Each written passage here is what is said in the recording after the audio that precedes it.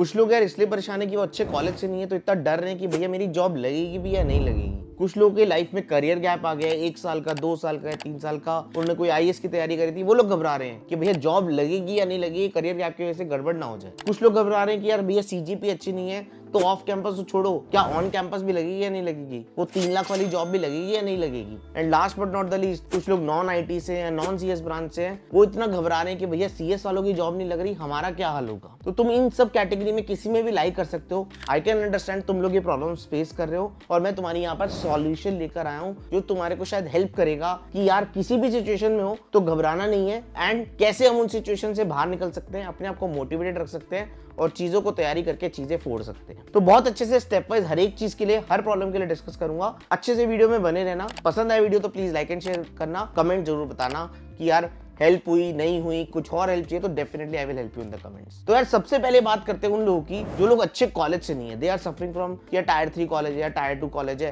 तो उनको डर लग रहा है कि भैया प्लेसमेंट का क्या होने वाला है। तो देखो पहली बात, ये आज की सिचुएशन तो है नहीं, कोविड से पहले भी टायर 3 कॉलेज होते थे, सब कुछ होते थे, क्या प्लेसमेंट नहीं लगती थी? ऐसा तो नहीं है, प्लेसमेंट तो लगती थी तब भी, आज भी लगती है। हाँ टफ होता है, कोविड का टाइम था जब थोड़ा आसान हो गया था, बट अब फिर से टफ हो गया। सिचुएशन बस यही हुई है। अब मेहनत ज्यादा करनी है, स्किल ज्यादा सीखनी है, बट प्लेसमेंट डेफिनेटली होगी अगर हम अच्छे से सीखेंगे। उसके लिए सबसे पहली चीज क्या करनी होगी, ये जो टायर 3 माइंडसेट है ना, ये निकालना होगा कि मैं अच्छे कॉलेज से नहीं हुई, बार बार सोचना बंद करना पड़ेगा। जितना ज्यादा सोचोगे उतना अपने आप को तुम पीछे कर रहे हो। ये माइंडसेट हटाओ, बोलो मैं मेहनत करूंगा, 2 साल अगर मैंने लग के मेहनत कर ली तो मैं कहीं ना कहीं आगे चीजें निकाल लूंगा। और क्या मेहनत करनी है? पढ़ना वही है। जो अच्छे कॉलेज वाले लोग होते हैं पढ़ते तो खुद ही हैं। The thing is they get good atmosphere. तो अपने साथ 1 आध 2 पीयर्स अच्छे रखो जो तुम्हारे साथ सिमिलर टाइप ऑफ तैयारी करें, वो बहुत इंपॉर्टेंट है। अगर तुम्हें अच्छे पीयर्स मिल गए, अच्छे मेंटर्स मिल गए, तो यार तुम भी वही तैयारी करके फोड़ दोगे। पढ़ना वही डीएसए और डेवलपमेंट है, वही चीज टायर 1 टायर 2 कॉलेजेस वाले भी करते हैं। बस पीयर ग्रुप मिल जाता है तो लग के कर लेते हैं। वही 200 से 250 प्रॉब्लम सॉल्व करनी है, वही हमें डेवलपमेंट सीखनी है, प्रोजेक्ट्स डिप्लॉय करने हैं, लाइव करने हैं, इंटर्नशिप्स करनी है। करना तुम्हें भी वही है, बस अपना माइंडसेट चेंज करना है। जैसे ही ये माइंडसेट चेंज होएगा तो तुम्हारी चीजें होने लग जाएंगी। अच्छे से अपने आप को टाइम दो, 6-7 महीने अच्छे से डीएसए सीखो, अगले 8-9 महीने अच्छे से डेवलपमेंट सीखो। I will recommend you doing development. केवल डीएसए पे रिलाय मत करना, क्योंकि ऐसा मत सोचना कि यार बस डीएसए करूंगा तो मेरी भी जॉब लग जाएगी। नहीं यार, डेवलपमेंट सीख लेता हूं ना, अपनी अपॉर्चुनिटी ज्यादा बढ़ेंगी। हम कहीं स्टार्टअप में जाएंगे, इंटर्नशिप करेंगे, किसी स्टार्टअप पे फुल टाइम जॉब से शायद स्टार्ट कर ले, उसके बाद हम अमेजॉन, माइक्रोसॉफ्ट, गूगल को टारगेट कर लेंगे। तो हमें वो चीजों को कैप्चर करना होगा। अपॉर्चुनिटीज मिलेंगी, सब कुछ मिलती है, स्किल वाइज ही मिलती है। जो टायर 1 टायर 2 कॉलेज में बैठा है उसको अगर वो अच्छे से नहीं पढ़ाई करेगा तो उसकी भी जॉब नहीं लगेगी। स्किल होगी तो ही जॉब लगता है। तो हमेशा हम क्या करेंगे, अगर हम स्किल पे ध्यान देंगे तो आज नहीं तो कल, 20 दिन बाद, 30 दिन बाद, 2 महीने बाद, 3 महीने बाद पक्का जॉब लगेगी। बस अच्छे से सीखो और आगे बढ़ते रहो। ये चीजें करते हो तो कॉलेज से फर्क नहीं पड़ता, स्किल से फर्क पड़ता है। मुझे पता है कहना आसान है, बट एक्सपीरियंस से कह रहा हूँ। स्टार्टअप पे काम किया हुआ है, अमेजॉन में काम किया हुआ है, बहुत एक्सपीरियंस से, कॉन्फिडेंस से कह पा रहा हूँ। दूसरी बात, दूसरे टाइप के लोग जो होते हैं विचार या जिनकी लाइफ में करियर गैप आ जाता है, शायद आईएएस की तैयारी करी हो 1 साल या कुछ अपना स्टार्टअप करा हो, कुछ ना कुछ करा है, 1 साल 2 साल 3 साल का करियर गैप आ गया, या 12th के बाद कुछ करियर गैप होता है, कुछ लोग उसके बारे में सोचते हैं। देखो मैं तुम्हें ऑनेस्टली बता रहा हूँ, पहली बात, जो हो चुका वो हो चुका। क्या तुम्हें हर जगह प्लेसमेंट मिल जाएगी? नहीं होगा। कुछ कंपनीज को फर्क पड़ेगा, यार हमें करियर गैप नहीं चाहिए, बट क्या सब कंपनीज को फर्क पड़ेगा? नहीं, बिल्कुल नहीं है। अगर 100 कंपनीज है तो 75 companies will value skills only. जो 25 कंपनीज है वो शायद हमें यार को नहीं टारगेट करनी, क्योंकि वो यार नहीं हायर कर रही, अब उनकी मर्जी है, बट 75% तो हायर कर रही है ना। स्किल्स तो वही मांग रही है, डीएसए और डेवलपमेंट। वही अगर तुमने प्रोजेक्ट्स बनाए हैं, वही डेटा स्ट्रक्चर्स बहुत अच्छे से करा है, प्रॉब्लम सॉल्विंग करी है, तो यार कैसे नहीं लगेगी जॉब? करियर गैप से कोई फर्क नहीं पड़ता। तुम आओ और कोड कर पा रहे हो, कंट्रीब्यूट कर पा रहे हो, तो यार मोर देन वेलकम। स्किल्स की वैल्यू है, काम की वैल्यू है। काम पे जितना ज्यादा अच्छा करोगे पक्का बढ़िया जॉब लगेगी। एक चीज और तुम्हारे लिए कि यार क्योंकि करियर गैप आया है तो ये मत एक्सपेक्ट करो कि तुम्हारा कोई सीनियर रोल पे एकदम मिल जाएगा। तुम्हें जाना एज अ फ्रेशर ही पड़ेगा। ये एक चीज होती है कि करियर गैप आया है तो यार ये एक्सपेक्ट करो, डोंट एक्सपेक्ट कि मेरे को तो सीनियर रोल मिल जाएगा, मेरी थोड़ी एज बढ़ी है, ये सबसे कोई फर्क नहीं पड़ता। Age is just a number. The thing is कि तुम टेबल पे क्या ला रहे हो, कौन सी स्किल्स ला रहे हो, एंड जो सीनियर स्किल पे चाहिए वो तुम्हें एक्सपीरियंस के साथ ही मिल सकती है। तो expect a fresher role only, but मैं तुम्हें बताता हूँ, 1-2 साल 3 साल से कोई फर्क नहीं पड़ता अगर हमने कहीं ना कहीं कुछ और करने पे दिमाग लगाया था। द थिंग इज अगले 5 साल बाद 10 साल बाद हम लोग अगर अच्छी फील्ड में चले गए, अगर सॉफ्टवेयर इंजीनियरिंग फील्ड में चले गए, प्रोडक्ट मैनेजमेंट फील्ड में चले गए, किसी भी फील्ड में चले गए, तो अपनी लाइफ में बहुत अच्छा कर रहे होंगे, अच्छा खासा कमा रहे होंगे as compare to other peers. कमाने का कोई एंड नहीं है, कोई बहुत ज्यादा कमा रहा होगा, कोई कम कमा रहा होगा, तुम हमेशा किसी से आगे होगे, किसी से पीछे होंगे, इन चीजों से फर्क नहीं पड़ता।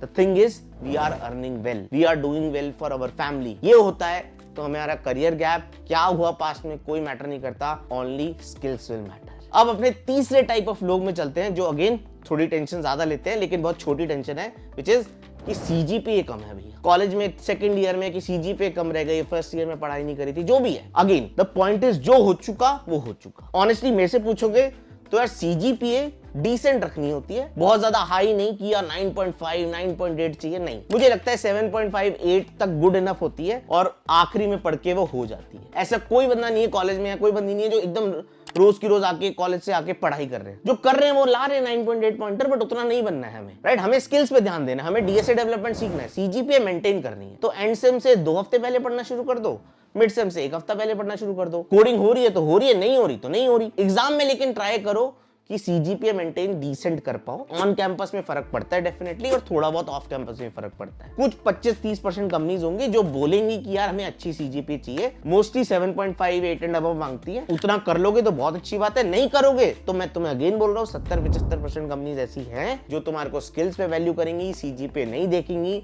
हम लोगों ने प्रो पीयर्स में हायरिंग करी है, कोई हमने सीजीपीए वीजीपीए नहीं देखा, हमने प्रोजेक्ट्स देखे, हमने एक्सपीरियंसेस देखा। मैं तुम्हें एक्सपीरियंस से बोल रहा हूँ, मैंने कोडिंग निंजास में था, वहां पर भी बहुत सारी हायरिंग्स देखी है। सीजीपीए नहीं देखते थे यार, टेबल पे क्या ला रहे हो, कौन सी स्किल्स ला रहे हो, क्या कंट्रीब्यूट कर पाओगे।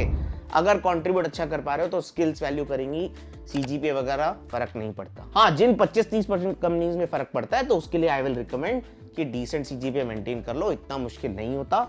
और जो हो गया सो हो गया, अब ट्राई करो ज्यादा सीजीपीए हो जाए।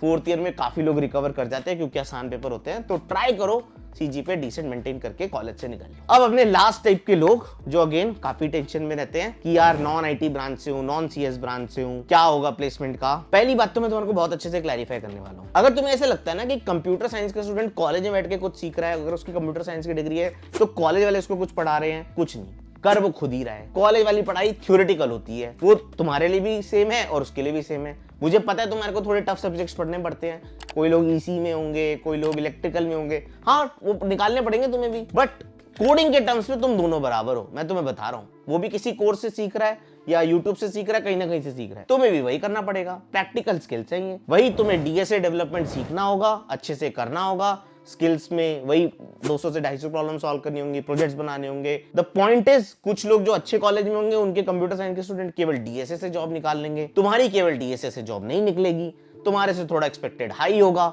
अब अपने आप को स्टैंडर्ड कराने के 2-3 तरीके हैं। प्रोजेक्ट बनाओ, लाइव करो, अच्छा खासा लेवल का प्रोजेक्ट बनाओ, थोड़ी मेहनत वाला प्रोजेक्ट बनाओ जिसमें एक्चुअली यूजर्स यूज करें, या तो वो करो, या कुछ कॉम्प्यूटर प्रोग्रामिंग करके फोड़ो कि यार मैं तो 5 स्टार हूं कोडशेफ पे या कैंडिडेट मास्टर हूं कोडफोर्सेस पे, I think that can be relevant. कि यार इस बंदे ने कुछ अलग करा है, कुछ फोड़ के दिखाया है, कुछ अलग करके दिखाया है। जब तुम मार्केट में अलग दिखोगे, कोडिंग में कुछ अलग दिखोगे, ब्रांच से फर्क नहीं पड़ेगा। फिर तुमने कुछ अलग करके दिखा दिया कि हाँ यार मैंने कोडिंग में ये चीज फोड़ दी है, तो डेफिनेटली तुम्हारी प्लेसमेंट लगेगी। हाँ, कुछ कंपनीज अगेन होंगी 15 से 20% कंपनीज की हमें कंप्यूटर साइंस वाले स्टूडेंट चाहिए, यार गोली मारो उन कंपनीज को, नहीं फर्क पड़ता है ना। हमें क्या फर्क पड़ता है, हमें ये फर्क पड़ता है यार हमें उन स्किल्स के कॉरस्पॉन्डिंग एक अच्छी जॉब मिल रही है, डिसेंट जॉब मिल रही है, हम काम करेंगे अगले 5-6 साल और इवेंचुअली ग्रो करते चले जाएंगे। ये माइंडसेट रखते हो ना तो तुम्हारे को बहुत अच्छे से लाइफ में ग्रो करते चले जाते हो, राइट। मेरे बहुत सारे स्टूडेंट मतलब फ्रेंड्स रहे हैं, स्टूडेंट्स रहे हैं जो लोग यार नहीं थे सीएस ब्रांच से, नॉन सीएस ब्रांच से थे, 5-6 साल काम करा, थोड़ा स्टार्टअप में करा, फिर फैंग में पहुंच गए, बहुत बढ़िया कर रहे हैं लाइफ में, या स्टार्टअप में लगे हुए बहुत बढ़िया कर रहे हैं लाइफ में। अल्टीमेटली तुम क्या कंट्रीब्यूट कर रहे हो, तुमने वो एक्सपीरियंस में क्या क्या करा एज अ फ्रेशर लेवल में, तो तुम्हें बस वही चाहिए डीएसए डेवलपमेंट। सब लोग उसी बेसिस पे जाते हैं। हाँ, आगे चल के जो काम करोगे उस हिसाब से ग्रो करोगे। कुछ लोगों को शुरू में 6 लाख मिलेगा, कुछ लोगों को शुरू में 8 लाख, कुछ लोगों को शुरू में 12 लाख। कौन 5 साल बाद 50 लाख का पैकेज कमा रहा है वो मैटर करता है, कौन 5 साल बाद 1 करोड़ का पैकेज कमा रहा है वो मैटर करता है। तो वो तुम तभी करोगे अगर 5 साल बहुत अच्छे से ग्रो करते चले जाओगे, and it is for everyone. तो यार ये मैंने सारी प्रॉब्लम्स डिस्कस करी, सबके कॉरस्पॉन्डिंग सॉल्यूशंस डिस्कस करे। तुम किसी भी कैटेगरी में लाई कर सकते हो, तो टेंशन लेना बंद कर दो। जो मैंने बहुत चीजें बताई हैं उसको कहीं लिख लो, याद रखो और अपनी तैयारी में लगे रहो, अच्छी जगह पहुंच जाओगे। बस माइंडसेट ठीक रखो, माइंडसेट बहुत इंपॉर्टेंट होता है। Strong mindset leads to stronger result. लगे रहो और फोड़ दोगे। Good luck.